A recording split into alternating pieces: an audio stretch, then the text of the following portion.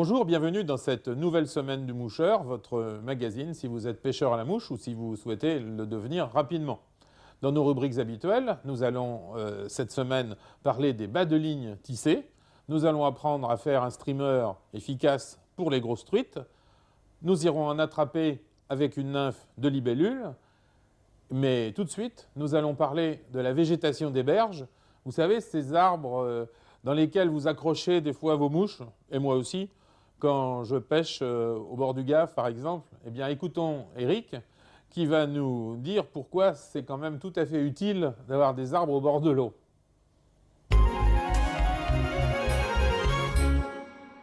Dans l'environnement des pêcheurs, cette semaine, je vais vous parler de la végétation des berges, de vos ruisseaux et rivières.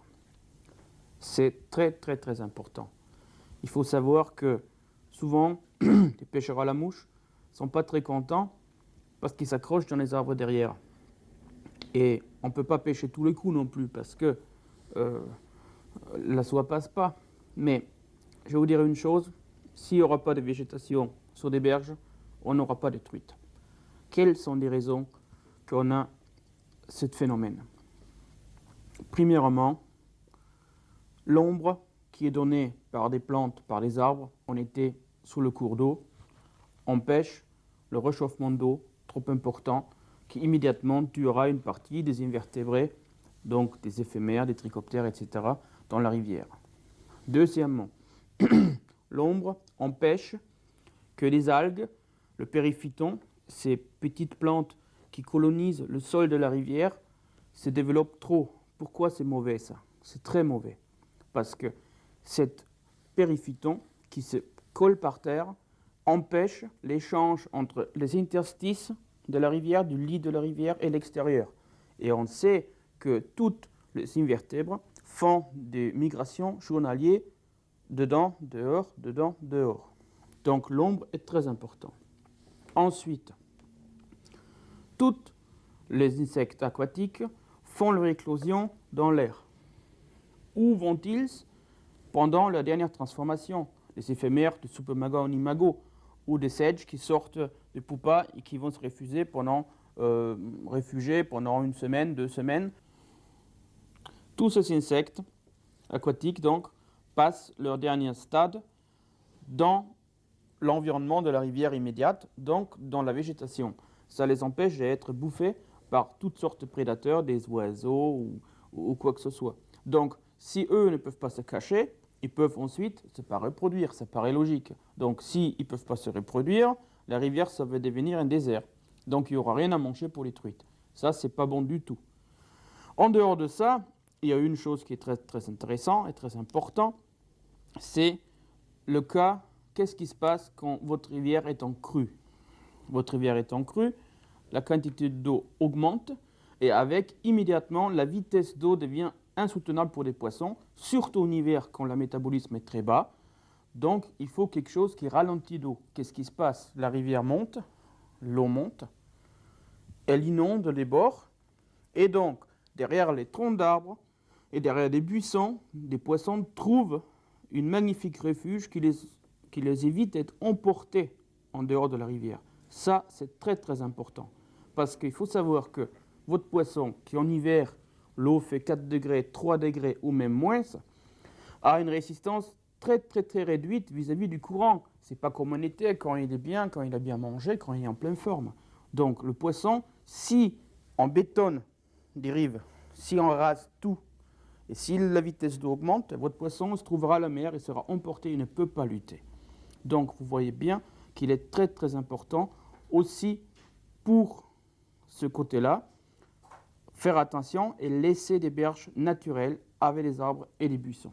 Maintenant, on a vu qu'est-ce qu'il y a extérieur, mais aussi à l'intérieur de l'eau, ces arbres font des racines. Ces arbres tiennent la berge, donc il y a moins d'érosion. C'est important à savoir aussi ce côté-là, parce que ça fait des caches pour des poissons, et en même temps, ça évite qu'il y ait des crues qui partent avec toute la terre autour. Donc vous voyez, c'est très important. On ne pense pas toujours, il vaut mieux laisser de temps en temps une mouche dans l'arbre, mais il vaut mieux qu'il soit là qu'il ne soit pas là.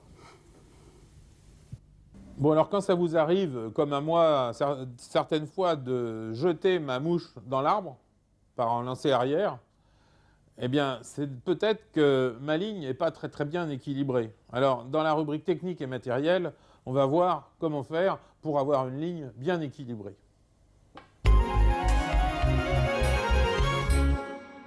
Dans technique et matériel, aujourd'hui, je vous parle des nouveaux bas de ligne tissés.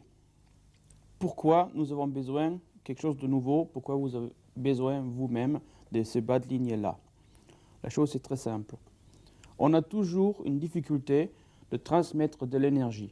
Ici, il s'agit de l'énergie de votre bras, de votre canne, qui va vers l'avant de votre soie, votre bas de ligne, votre nylon et votre mouche.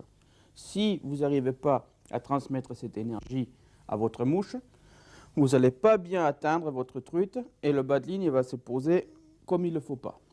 Alors, quel est le problème? Le problème est simple. Votre bras qui lance, qui va vers la mouche, va tendre la soie. Mais la soie, elle a un certain poids. Donc, elle prend l'énergie. Mais à la cassure entre la queue de rat ancienne ou du nylon, il va se passer quoi? La soie, elle va se bien tendre, mais elle ne va pas transmettre l'énergie dans le bout du queue de rat. Donc, les nouveaux bas de ligne qui sont dégressifs, donc qui sont tissés, changent tout, car l'énergie va aller de votre soie petit à petit vers le nylon de la pointe et vers la mouche. Comment ça marche? Commençons par le début. Vous avez votre moulinet, vous avez votre soie, vous avez ensuite un connecteur. Donc, pour les anciens bas de ligne, on avait des aiguilles qui ont été enfoncées, collées dedans, ou des grains de riz ou d'autres choses. C'est pas terrible tout ça. Maintenant, on a de nouvelles choses. On a tout simplement des loupons ou des connecteurs. Bon, ces connecteurs, ils sont pour la pêche en nymphe à vue avec un indicateur de touche ou tout simplement pour la sèche sans indicateur. Et si on veut pêcher en streamer ou en nymphe profonde, on a même ceux-là qui vont avec la soie plongeante qui sont déjà lestés. Alors, ces choses-là, ces loupons, se mettent sur la soie. Donc, la soie va rentrer dans un tissu, dedans, petit à petit. Et sur un principe chinois, ça marche et ça tient toute seule avec une petite sleeve qui remonte et qui tient le tout. Ensuite, votre soie, elle se termine donc par une boucle. Et donc, le nouveau système des bas de ligne sont faits qu'ils se terminent tous en boucle. Ça veut dire que vous avez un système facile à employer.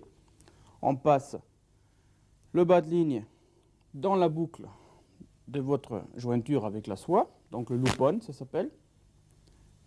Et hop, le tour est joué. Vous avez votre bas de ligne sans nœud, sans rien, fixé à votre soie.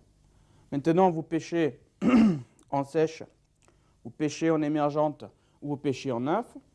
Il est très simple, uniquement d'enlever le bas de ligne que vous avez, hop, et par exemple mettre un autre, comme celui-ci, qui est pour la pêche en nymphe. Donc, pareil, vous n'avez rien à couper, rien à casser, rien à faire. Tout simplement passer dans la boucle et dans la boucle, et le tour est joué. Il existe évidemment des bas de ligne légers, des bas de ligne lourds, même très lourds, pour pêcher près du fond, selon votre technique choisie. Alors, ce bas de ligne donc se termine évidemment de plus en plus fin par un tout petit anneau en argent. Il suffit maintenant d'ajouter votre pointe en 16, 14, 10 centièmes comme vous voulez, à peu près 1,20 m, 1,40 m, avec un nœud blood normal, pour ensuite attacher votre mouche. Et je pense que vous avez bien compris l'avantage de ce nouveau type de bas de ligne qui va vous servir à prendre pas mal de truites dans cette saison de pêche. Alors maintenant que l'on s'est équipé d'un bas de ligne tissé impeccable avec un petit anneau au bout et tout, il ne reste plus qu'à accrocher une belle mouche. Voyons tout de suite notre rubrique, la mouche de la semaine. Vous savez, je suis un homme extrêmement inquiet et c'est pour ça cette semaine, je vais vraiment vous montrer une mouche avec laquelle je peux être assuré que vous allez prendre des poissons et des très gros poissons. La mouche de cette semaine, c'est la Mrs. Simpson. Ah, c'est pas une très grosse mouche, mais c'est une belle mouche, un beau streamer qui a été inventé par de Nouveau-Zélandais. Vous savez qu'en Nouvelle-Zélande, il y a des rivières qui regorgent des truites fario et arc-en-ciel énormes. Et donc, ce n'est pas avec une petite bêtise de 18 ou de 20, ni avec une canisse de 26 que vous allez prendre des poissons qui font 3 kilos, voire 6 kilos, même plus.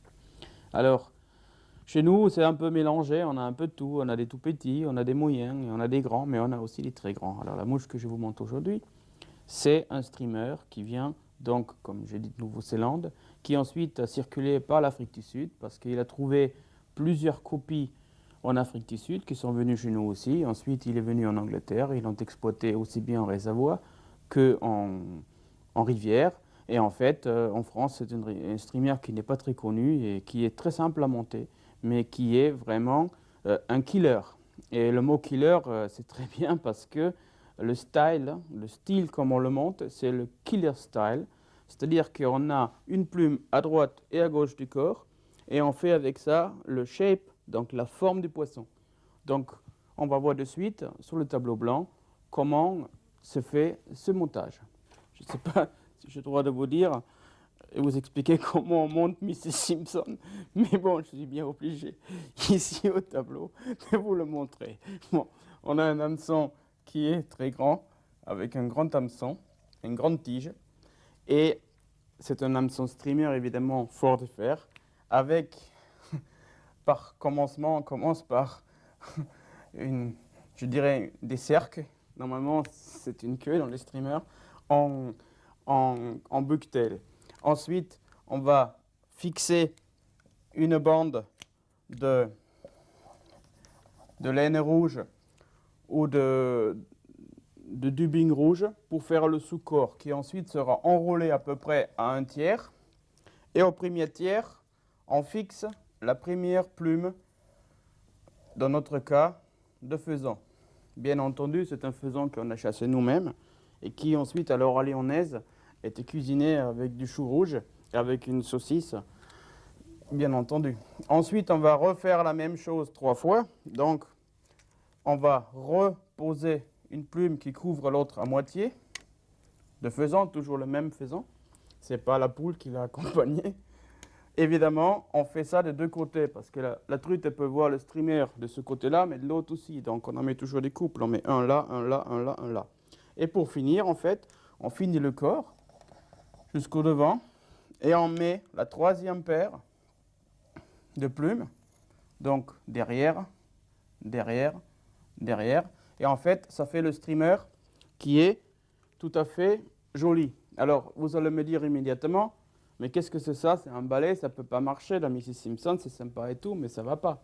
Alors, le problème qu'il faut reconnaître, c'est qu'une mouche qui est dans votre main, sur votre étau, comme on va le voir de suite, et une mouche qui est une fois mouillée, qui se rassaisit dans l'eau et qui devient toute souple, n'est pas la même chose. Donc, il faut toujours voir que la mouche pêche dans l'eau et pas dans votre main. Nous allons voir immédiatement quel matériel et quel matériau il nous faut pour la réaliser. Comme pour toute mouche, il nous faut un étau qui tient bien l'hameçon, surtout dans ce cas ici où on a des hameçons assez importants, vu qu'ils vont aller dans des grandes gueules.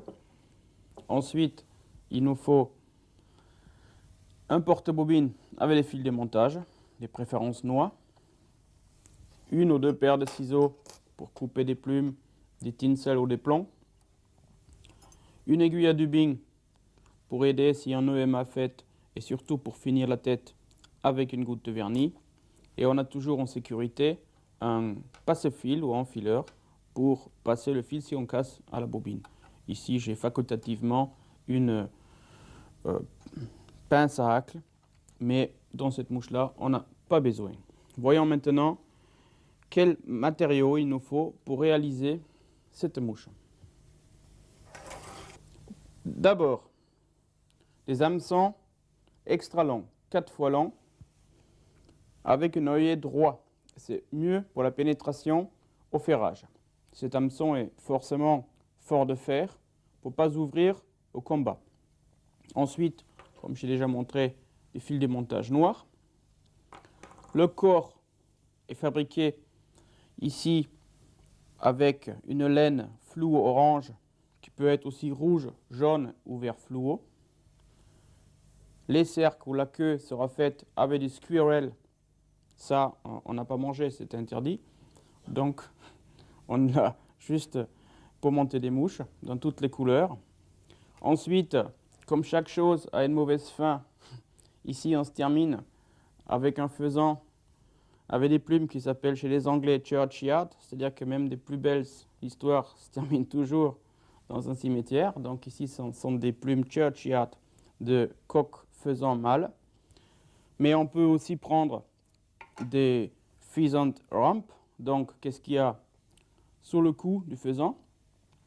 On peut aussi prendre, comme dans notre version, la poule faisane ou même des plumes de perdreau rouge ou gris. On va ensuite finir la tête avec une goutte de vernis et mettons-nous immédiatement à l'étau pour réaliser cette mouche. On commence comme toujours avec l'enroulement de la soie jusqu'à la courbure et on prend immédiatement du squirrel. Ici je le prends orange, ça va bien avec le corps. Une petite touffe qui en fixe derrière et on prend soin de bien fixer parce que les grosses truites ont des mâchoires très très dures. Ensuite, le matériel pour faire le corps. Donc ici, une chenille orange fluo qui en fixe et qui enroule pour faire le corps au premier tiers. On la fixe mais on la laisse en attente. Il faut toujours fixer bien.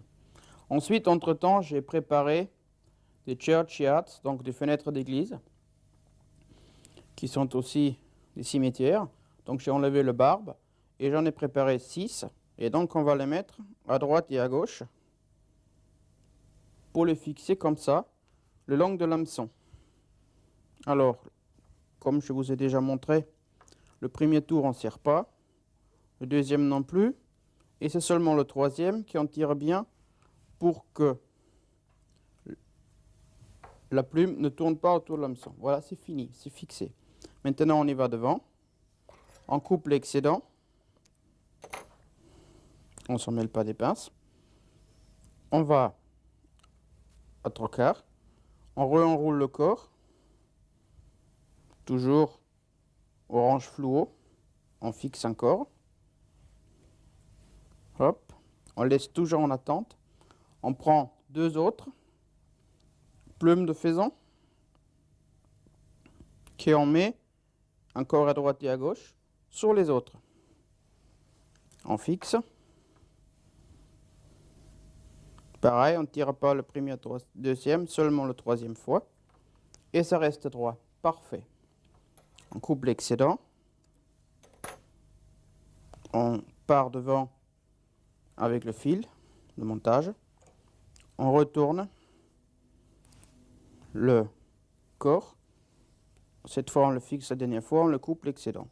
La troisième paire est donc immédiatement fixée pour ainsi dire terminer la mouche. Pareil, pas fort, pas fort, pas fort. Et la troisième fois, on tire. Et c'est bon, on coupe l'excédent.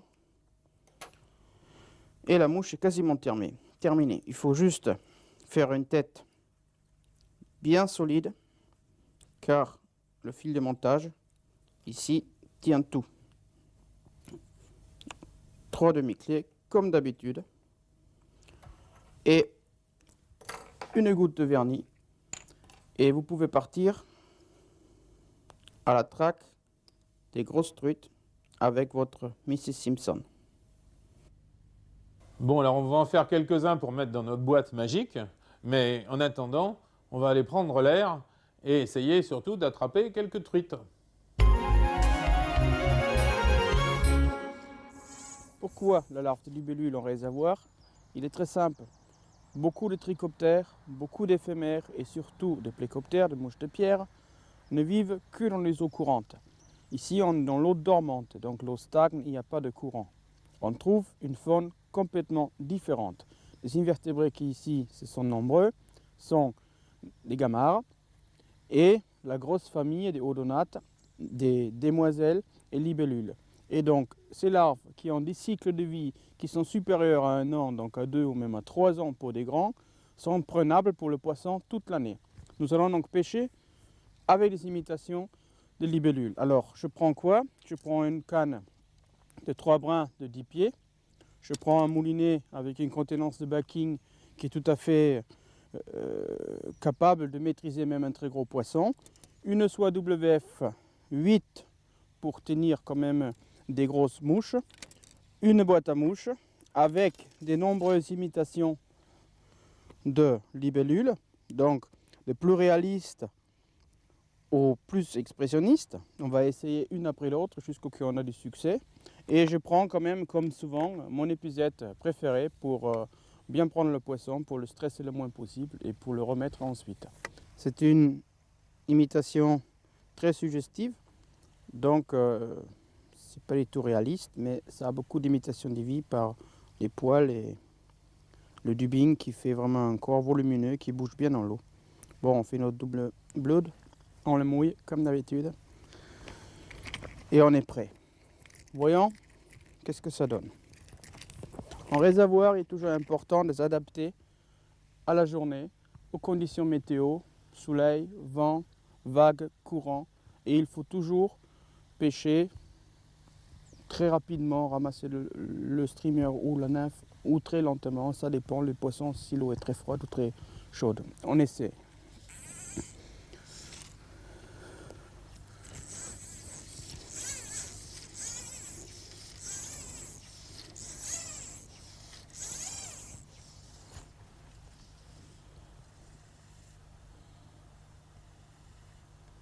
La nymphe planche très très doucement là.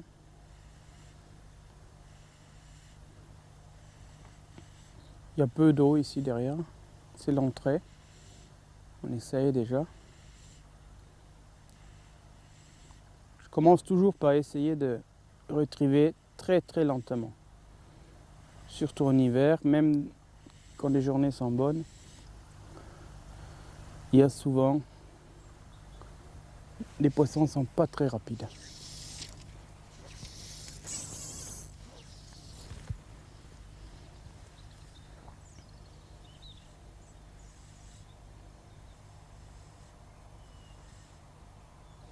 Qu'est-ce qui est chouette dans ces réservoirs, c'est quand même, il y a toujours une telle vie, aussi bien des insectes, mais aussi des amphibies. Ici, par exemple, des grenouilles qui sont en train de se reproduire.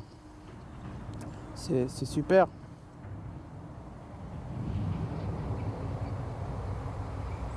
C'est un étang qui est parfait, très riche en plantes subaquatiques, donc en macrophytes, et donc qui donne une grande richesse à la faune. Bon, au milieu, il y a un herbier joli là. On va essayer là-bas s'il y a quelques truites qui rôdent. Joli lancer droit. On tend le fil et on attend un peu. Un joli rayon de soleil qui vient de peut-être décider les truites. Et voilà.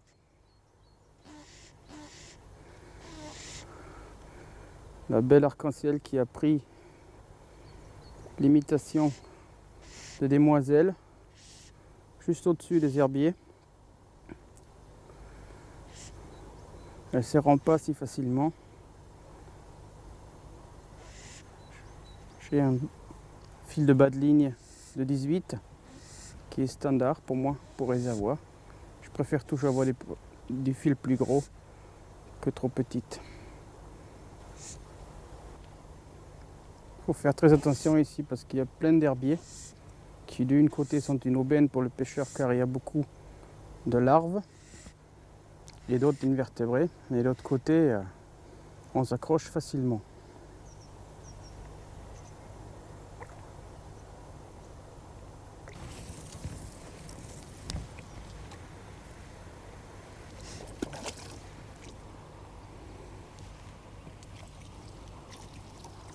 Et voilà, une truite de 2 livres sur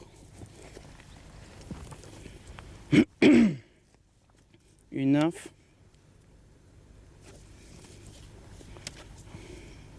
Olive.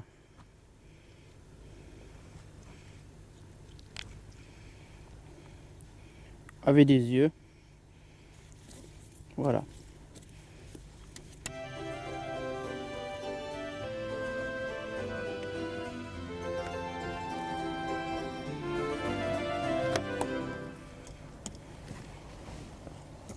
Ah oui, la semaine du moucheur, voilà, c'est déjà terminé. Donc ça passe vraiment vite quand on prend du plaisir à pêcher à la mouche.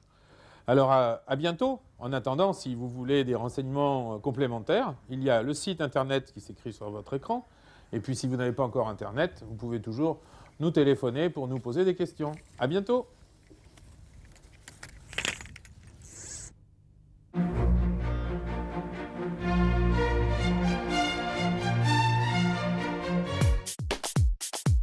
Ceux qui rêvent de devenir des experts de la pêche à la mouche ou simplement d'en apprendre les rudiments ont désormais leur magazine. Gérard Changeux anime une série de rubriques qui permettent à Eric Tolderer, guide de pêche professionnel,